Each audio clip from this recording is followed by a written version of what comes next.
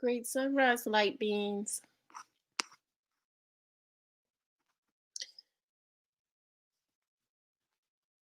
Let's get into this. Morning news.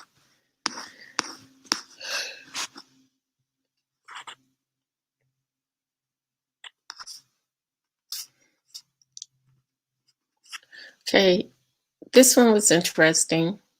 It says, if I can, okay, what's going on? The people, this is CNN travel news. The people who say they're not boarding an airplane until there's a COVID-19 vaccine.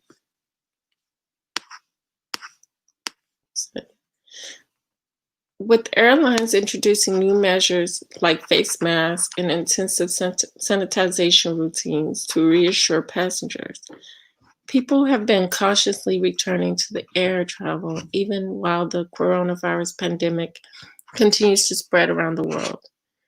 But for some, the notion of climbing aboard an airplane now or in the future remains unthinkable. Nothing like airlines, government officials, or fellow travelers can say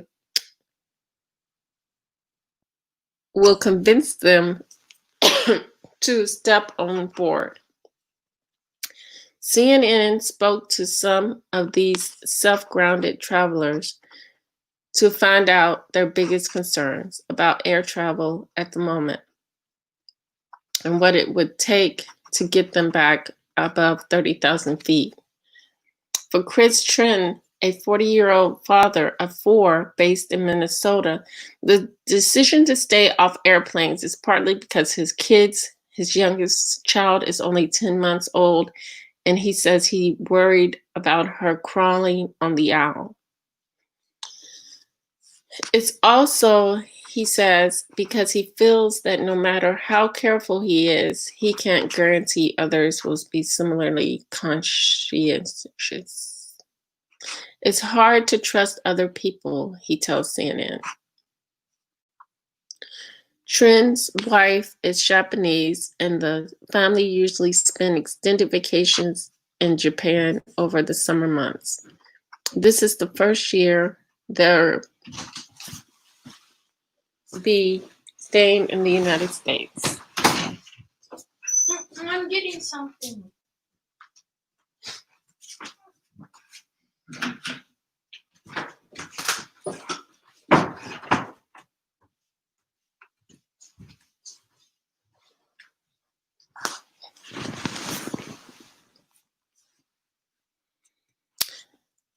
The risk is just too high, and we just don't want to travel, he explains. Trin and his family aren't alone. Retired CVS Health Engineering Manager Vincent Marsiglia, 70, is also avoiding flying. You're going to be near people, even if they leave the middle seats open, Marsiglia tells CNN, speaking from his home in Rhode Island. There's no way I'm going to get on a plane. Even before that, you have the crowds at the airports going through security, so you're just exposing yourself.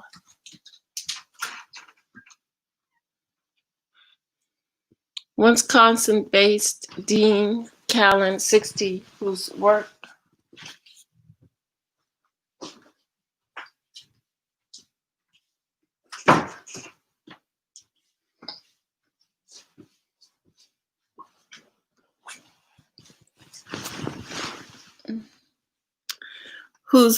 in the commercial aircraft industry for more than 3 decades, has similar trepidations.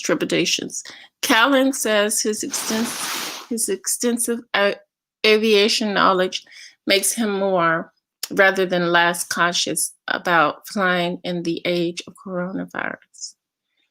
Even though airlines are taking steps to clean the interiors and the air is filtered thoroughly as process of the air conditioning system, all that can't counteract the potential contamination that passengers will bring every time the plane is loaded. Callan tells CNN, I just don't think that without a vaccine, there's any safe way to travel yet.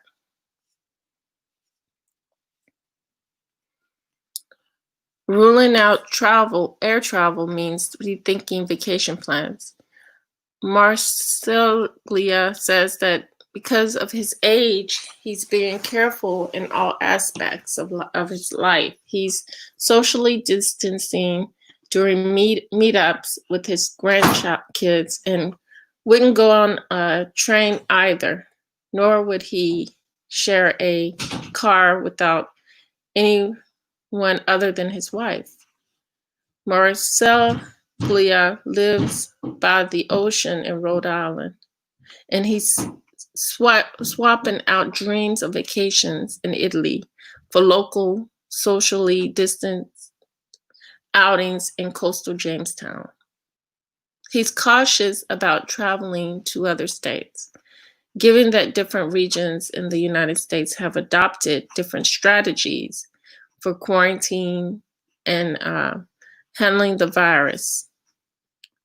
But while poring over photographs of previous adventures in Europe is currently bittersweet, Marceglia's conscious that he's in a privileged position, and so many have been more adversely impacted by COVID-19. Even when a vaccine comes available, I'm not going to be the first one to run out and get it, says Marceglia, who points out he's lucky to be able to stay at home and not worry about returning to workplace. I'm willing to wait as long as it takes to get the vaccine, so it's next year or the year after. I won't make any plans to do any kind of extensive travel until I know that's out there and it's available and it's effective and I can get it. That's how they feel about that. Okay. So that's what's going on with some people. But this is going to, start a problem as far as those of us who do not care about vaccines at all. And these people are pro-vaccines. So I guess when they get their vaccines and if they start dying, they'll see. But we know that they're totally different than we are. And who knows how it may react. And chances are it may react more worse than the disease, than the infection itself. Okay, let's go into this other news. Okay, I thought this was interesting. I think I'm gonna go into this last. I'm gonna go into the Texas. This is more COVID news. I thought this was a hoax. Patient 30 dies after attending a COVID party, doctor said. So they threw a COVID party, and a Texas doctor says a 30-year-old patient died after attending a COVID party, believing the coronavirus pandemic was a hoax. The patient, who was treated at a San Antonio hospital, is just one of thousands to test in the state in recent days. On Saturday, Texas state officials reported a record of 10,351 daily new cases. We cared for a 30-year-old patient at Methodist Hospital who told their nurse that they had attended a COVID party. Just before the patient died, they looked at their nurse and said, "I think I made a mistake. I thought this was a hoax, but it's not," said Dr. Jane Appleby in a video statement obtained by US Today. Appleby is a chief medical officer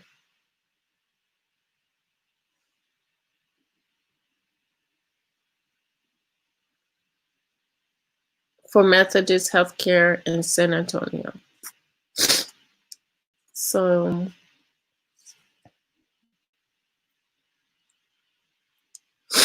I mean, I'm not doubting that there's something out there, but I don't think that it's as bad as people as they're saying.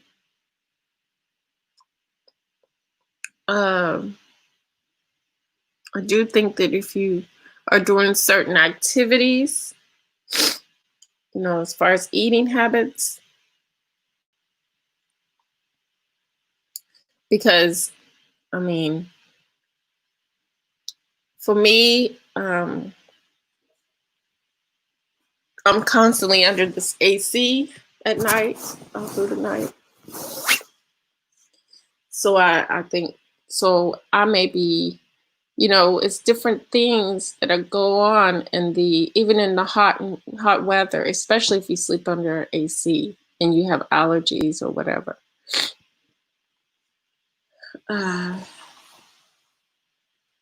But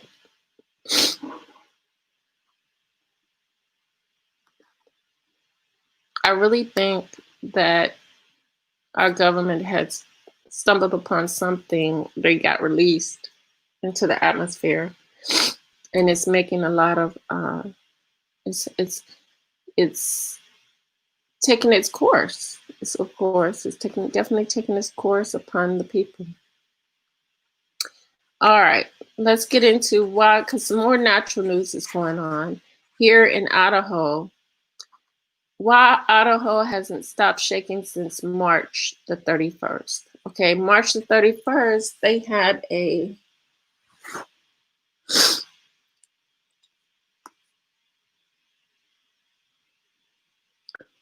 6.5 magnitude earthquake that rolled through Idaho's Sawtooth Mountain Range, northeast of Boise. It was the second largest earthquake to strike Idaho, according to the Idaho Statesman. History: 1983 Bora Peak earthquake registered as magnitude 6.9.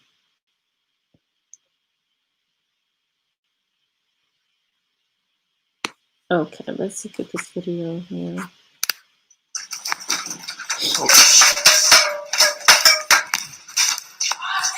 Yeah, I know, I'm coming.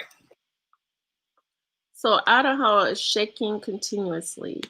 Okay, but the region hasn't stopped shaking since the area has experienced a string of aftershocks in the months following the quake, some registering as high as magnitude 4.8. The shaking has been so strong, in fact, that a popular beach along Stanley Lake in Sawtooth National Recreation Area has sunk into the water. So we're seeing some land changes here.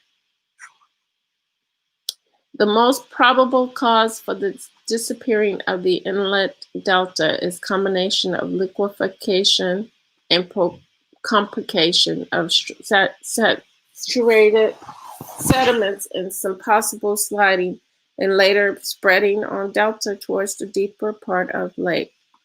Claudio Berti, director and state geologist of the Idaho Geological Survey, said in a statement, "The March 31st earthquake occurred 16 miles north of Sawtooth Fault, a 40-mile stretch of fault line discovered nearly a decade ago.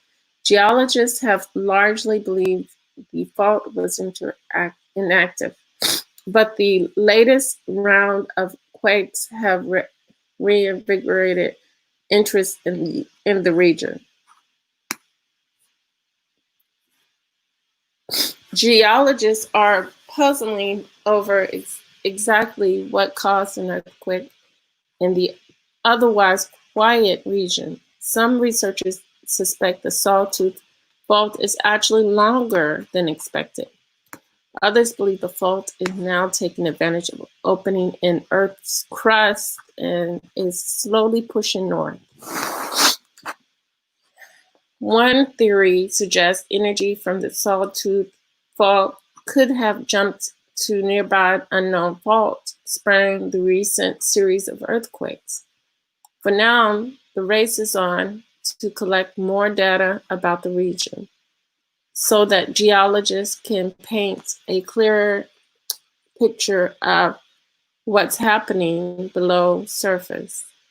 In addition to gathering seismic readings and analyzing soil samples, researchers will use LIDAR to hunt for signs of movement in the area. In the aftermath of major earthquake, it's common for a series of smaller earthquakes called aftershocks to occur. Aftershocks, which usually originates on the same fault line, can last for days, weeks, months, and even years following the main shock. The larger the earthquake, the longer it will take the fault to get all the shaking out of its system.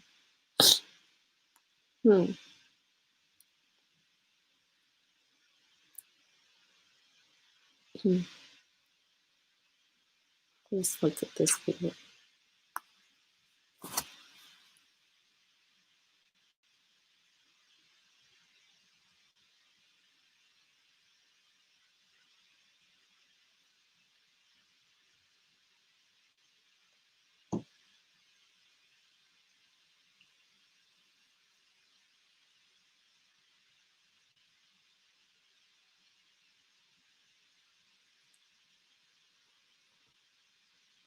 In some cases, seismic energy along a fault line will build up over a long time. A 2009 paper in the journal Nature suggested earthquakes that occur far away from tectonic plate boundaries may be lingering aftershocks from tremors that happened centuries earlier. The pace at which two tectonic plates slide past each other could dictate how long aftershocks may last, with slower movement leading to longer last bursts of related seismic activity. Scientists are currently working on ways to use artificial intelligence to forecast where aftershocks may occur. A team of researchers used 131,000 reported earthquakes to train a neutral network to accurately forecast aftershocks. According to a 2018 paper published in Nature. Down here it says, so what about Yellowstone? Fear not, even though Idaho is still rumbling, that doesn't mean Yellowstone is headed for an eruption. Idaho lies along the northern edge of geologically active region called the Basin in the Range Province. This region, which spans eastern California to Utah and down into Sonora, Mexico, has been stretched taut over the past 20 million years, creating a series of wide valleys and vast mountain ranges. It's also chock full of old seismic faults, just like the one that sprang to life on March the 31st. Idaho, well, this just talking about how Idaho is part of the Basin and Range Tectonic Province everywhere. Everything west to the Wasatch Mountains is getting slowly stretched out as bit of North America tries to cling to the Pacific plate. Wasatch. You would think a lot of Sasquatch live in this mountain area, and I bet they do. They're everywhere.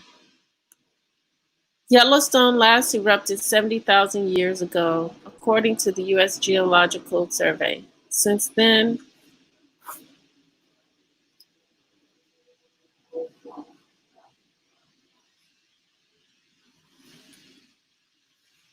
there have been over 10,000 magnitude 6 or higher earthquakes in the western U.S.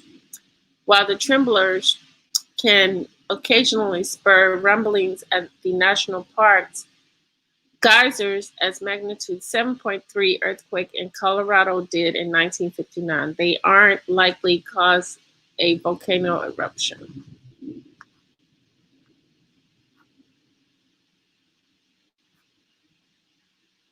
All right.